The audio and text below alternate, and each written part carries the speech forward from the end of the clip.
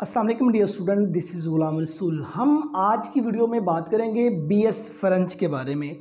आज की वीडियो में जो अहम टॉपिक डिस्कस किए जाएंगे, बीएस फ्रेंच का एलिजिबिलिटी क्राइटेरिया, इस डिग्री का दौरानिया, पब्लिक और प्राइवेट सेक्टर में इसका मेरिट और इसके फ़ी पैकेजेस पे हम बात करेंगे।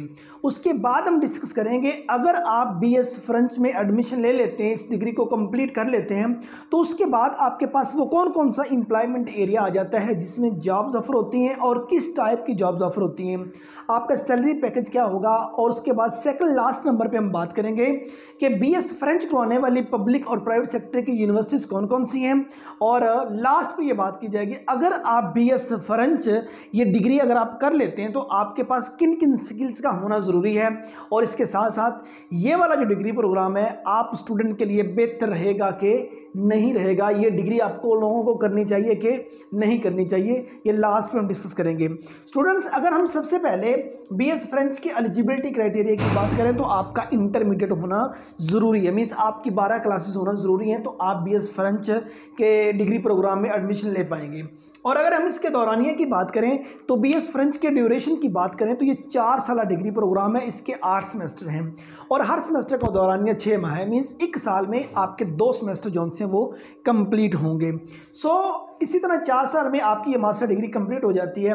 और अगर हम मेरिट क्राइटेरिया की बात करें तो मेरिट ये स्टूडेंट्स, अगर हम गवर्नमेंट सेक्टर की बात करें तो स्टूडेंट की एंट्री को मद्देनजर रखते हुए होता है। अगर स्टूडेंट तादाद में ज़्यादा इन हुए और उनका इंटरमीडिएट का मैट्रिक का स्कोर जो है वो ज़्यादा है तो सारी सी बात है मेरिट जो है वो ज़्यादा रहेगा। अगर स्टूडेंट तादाद में कम जा रहे हैं इस डिग्री प्रोग्राम में तो सारी सी बात उसका मेरिट कम रहेगा।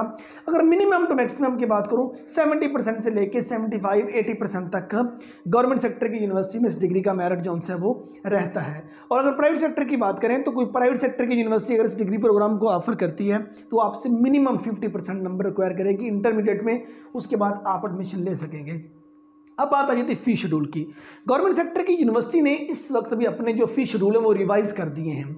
अब उन्होंने रिवाइज़ किए हैं। बाज़ यूनिवर्सिटी का जो फ़ी पैकेज है 50-60-70,000 तक भी पर सेमेस्टर है, लेकिन प्राइवेट सेक्टर के साथ अगर हम कंपेयर करें तो गवर्नमेंट सेक्टर की यूनिवर्सिटी का जो फ़ी पैकेज है वो प्राइवेट की निस्बत 50% होता है। फॉर एग्जांपल, अगर प्राइवेट सेक्टर की यूनिवर्सिटी आपसे 1 लाख रुपए एक सेमेस्टर का चार्ज करती है तो गवर्नमेंट सेक्टर की यूनिवर्सिटी का 50,000 होगा। तो इसी हवाले से गवर्नमेंट सेक्टर की यूनिवर्सिटी का जो फ़ी पैकेज है 30-40,000 से लेकर 50-60,000 तक पर सेमेस्टर है। और अगर प्राइवेट सेक्टर की बात करें वो आपसे 80-90,000 से लेकर 1 लाख प्लस भी पर सेमेस्टर जो है वो चार्ज कर सकते हैं। अब हमारे पास बात आ जाती है एम्प्लॉयमेंट एरिया की और जॉब टाइप की। किसी भी डिग्री प्रोग्राम में इन होने के लिए सबसे पहले ये देखा जाता है आया कि इस डिग्री प्रोग्राम का कहीं स्कोप है कि नहीं, इसका करियर कहीं है तो नहीं। डियर स्टूडेंट्स, आज की वीडियो में ये आपको बड़ी डिटेल के साथ में डिस्कस करूंगा अगर आप बीएस फ्रेंच करते हैं तो आपके पास कहाँ कहाँ जॉब्स ऑफर होती हैं। अब आगे वो रियासत की जिम्मेदारी, गवर्नमेंट सेक्टर की जिम्मेदारी, या देखा जाता है किन किन जगहों पे कितने लोगों की ज़रूरत है, लेकिन ये आपको डिटेल के साथ बताएंगे। इस डिग्री के बाद इन जगहों पे जॉब्स ऑफर होती है, यहाँ रिक्वायरमेंट्स हैं कि ये डिग्री होल्डर को यहाँ काम करना चाहिए, इनकी ज़रूरत यहाँ मौजूद रहती है। अब सबसे पहले अगर हम बात करें स्टूडेंट्स, हमारे पास आ जाता है एजुकेशन डिपार्टमेंट। बीएस फ्रेंच कर लेने के बाद एजुकेशन डिपार्टमेंट है, इनमें मतलब कि प्राइमरी सेक्टर आ जाता है, सेकेंडरी सेक्टर आ जाता है, पोस्ट सेकेंडरी सेक्टर आ जाता है, स्कूल कॉलेज यूनिवर्सिटी ये तीनों आ जाते हैं। लेकिन यूनिवर्सिटी में जाने के लिए जाहिर सी बात है आपका MS, MPhil और PhD होना ज़रूरी है। उससे पहले मतलब कि आपके प्राइमरी, सेकेंडरी और कॉलेजेस वगैरह जो से आ जाते हैं उनमें जॉब्स ऑफर होती हैं। ठीक है, आप कल को टीचर के तौर पर काम कर सकते हैं, आप लेक्चरर के तौर पर काम कर सकते हैं, आप लैंग्वेज ट्यूटर के तौर पर अपनी खिदमत सर अंजाम दे सकते हैं। एजुकेशन डिपार्टमेंट के बाद आपके पास जो जॉब्स ऑफर होती है वो ट्रांसलेशन एंड इंटरप्रिटेशन आपके पास एरिया आ जाता है जिसमें जॉब्स ऑफर होती हैं।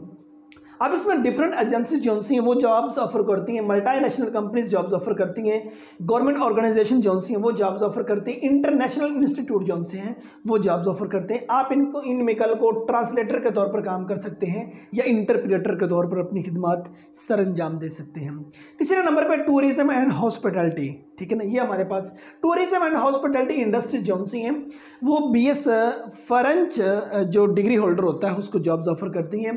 तो अब इसमें कल को आप टूर गाइडर के तौर पर काम कर सकते हैं, ट्रैवल एजेंट के तौर पर काम कर सकते हैं, होटल मैनेजर के तौर पर काम कर सकते हैं, हॉस्पिटैलिटी स्पेशलिस्ट के तौर पर आप अपनी खिदमत सर अंजाम दे सकते हैं। और उसके बाद इंटरनेशनल ऑर्गेनाइजेशन जो सी हैं इनमें जॉब्स ऑफर होती हैं जिसमें यूनाइटेड नेशन आ जाते हैं, यूरोपियन यूनियंस आ जाती हैं, और उसके बाद नॉन गवर्नमेंट ऑर्गेनाइजेशंस आ जाती हैं, इनमें जॉब्स ऑफर होती हैं। तो you can work in area such as diplomacy है, इंटरनेशनल रिसर्च आ जाता है, इंटरनेशनल रिलेशन आ जाता है, प्रोजेक्ट मैनेजमेंट है, उसके बाद क्रॉस कल्चरल कम्युनिकेशन आ जाता है। अब इंटरनेशनल ऑर्गेनाइजेशन जो सी जॉब्स ऑफर करती हैं।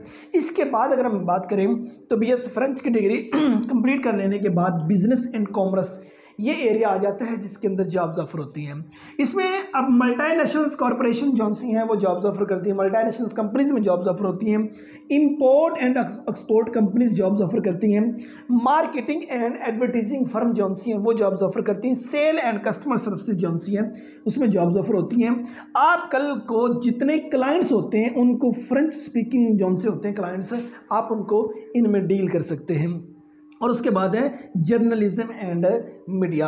जर्नलिज्म एंड मीडिया इंडस्ट्री के अंदर भी बीएस फ्रेंच कर लेने के बाद जॉब्स ऑफर होती हैं। इसमें आप कल को रिपोर्टर के तौर पर काम कर सकते हैं, आप एडिटर के तौर पर काम कर सकते हैं, आपका जॉब टाइप कोई भी हो सकता है। और उसके बाद कल्चरल इंडस्ट्री जो सी हैं वो जॉब्स ऑफर करती हैं, पब्लिक सर्विसेज के अंदर जॉब्स ऑफर होती हैं, पब्लिशिंग हाउसेज के अंदर जॉब्स ऑफर होती हैं, और उसके बाद नॉन प्रॉफिट ऑर्गेनाइजेशन जो सी हैं वो जॉब्स ऑफर करती हैं। और भी एरियाज आ जाते हैं जिसमें बीएस फ्रेंच कर लेने के बाद जॉब्स ऑफर होती हैं। और अगर हम इसके सैलरी पैकेजेस की बात करें तो गवर्नमेंट सेक्टर में जो सैलरी पैकेज होगा वो आपके एम्प्लॉयमेंट एरिया को मद्देनजर रखते हुए और आपका बेसिक पे स्केल देखते हुए होगा। जो आपका स्केल होगा, जो आपका एरिया होगा उसी हवाले से आपका स्केल होगा, और स्केल के लिहाज से आपका सैलरी पैकेज होगा वो 40-50,000 से लेकर 80-90,000 1 लाख प्लस भी हो सकता है। ठीक है। प्राइवेट सेक्टर की बात करें तो डियर स्टूडेंट्स प्राइवेट सेक्टर में आपकी स्किल जो सी उसको देखा जाएगा। सबसे पहले आप जो स्किल्स रिक्वायर है, सबसे पहले आपकी फ्रेंच लैंग्वेज पर कमांड होनी चाहिए, आपकी ज़ुबान पर बहुत ज़्यादा स्किल होनी चाहिए। नंबर 2 पे आपके पास डिजिटल सर्विसेज जो डिजिटल स्किल्स आ जाती हैं वो भी आपके पास होनी चाहिए। ठीक है। और तीसरे नंबर पे आपकी जो कम्युनिकेशन स्किल है वो भी स्ट्रांग होनी चाहिए। ये 3 स्किल्स आपके पास होना ज़रूरी है। तो प्राइवेट सेक्टर के अंदर भी जॉब्स ऑफर होती हैं। आप कल को टीचर के तौर पर, फ्रेंच ट्यूटर के तौर पर, ट्रांसलेटर के तौर पर, आप कल को रिपोर्टर के तौर पर, राइटर के तौर पर काम कर सकते हैं। ये आपके पास एरियाज आ जाते हैं, ये आपके पास जॉब टाइप्स आ जाती हैं। अगर आप हम बात करें यूनिवर्सिटी के वाले से, तो याद रहे अब मतलब कि यूनिवर्सिटीज़ की अगर बात करें, बसावकत ऐसी यूनिवर्सिटी हैं जो फॉर एग्जांपल अब इस साल ये बीएस फ्रेंच की डिग्री ऑफर कर रहे हैं, अगली बार वो मे भी ना करें।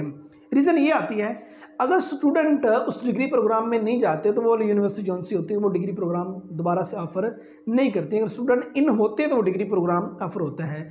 जितने मैंने सर्च किए, मेरी सर्च के मुताबिक जिन यूनिवर्सिटीज़ का नाम आया है वो डीएसओ यूनिवर्सिटीज़ आ जाती हैं, नमल इस्लामाबाद, और उसके बाद Allama Iqbal open university Islamabad, Punjab university Lahore, government college university Lahore, university of Sargodha, और उसके बाद फातिमा जनाब विमेन यूनिवर्सिटी रावलपिंडी। ये वाले तकरीबन को टॉप 6-7 यूनिवर्सिटीज़ आ रही थी जो उनसे बीएस फ्रेंच का जो डिग्री प्रोग्राम है उसको ऑफर कर रही हैं।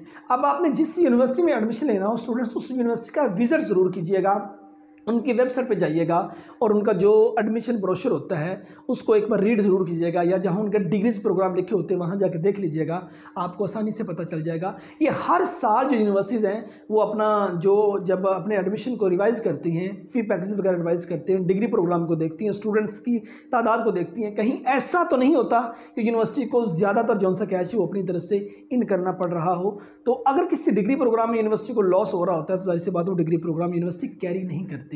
ठीक है।